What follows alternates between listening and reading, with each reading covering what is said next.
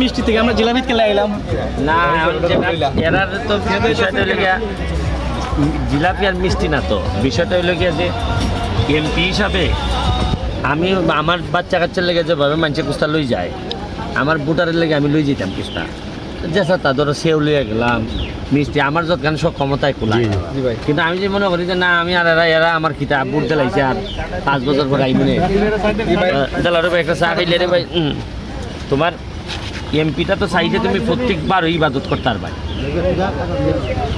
আর নাইলে তো তুমি টাকা বইটা কোনে তোমার কিলা জিগাইছে এবারে পয়সা করে কসমা পয়সা করে লইয়া তুমি টাকার মধ্যে আটাআটি করো আর বড় বড় বক্তব্য দাও যে উড়াইলি মুখ এবারে দেশ খুব আগাই দিতেছে মরা বইরা শেষ। ভাই আপনি তো এক সপ্তাহ বাড়িতে আসেন নাই, তো অনেকে বলছে যে আপনি নাকি ভয়ে আসেন নাই।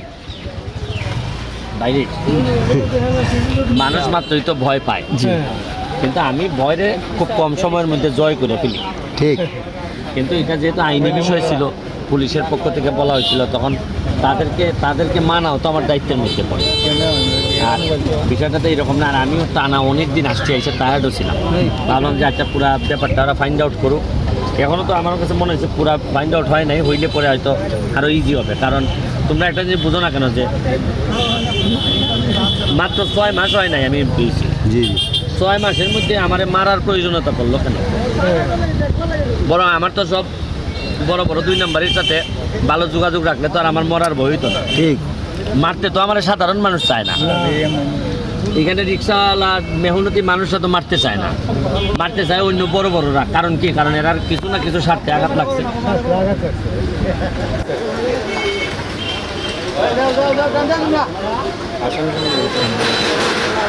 কান্দের ওপর দাম লাগাইলি ভাই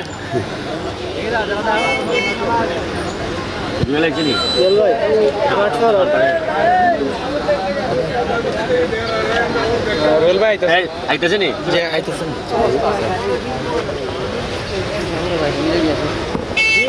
তোমরা একলা সার বিলটা দিয়ে আইও নাইলে মানে হাওয়াই খেলেছে।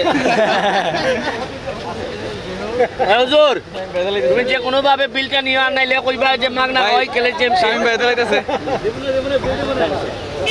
লাগাই দিব রে কোথায় আর গাড়ি লাগাই দেব গাড়ি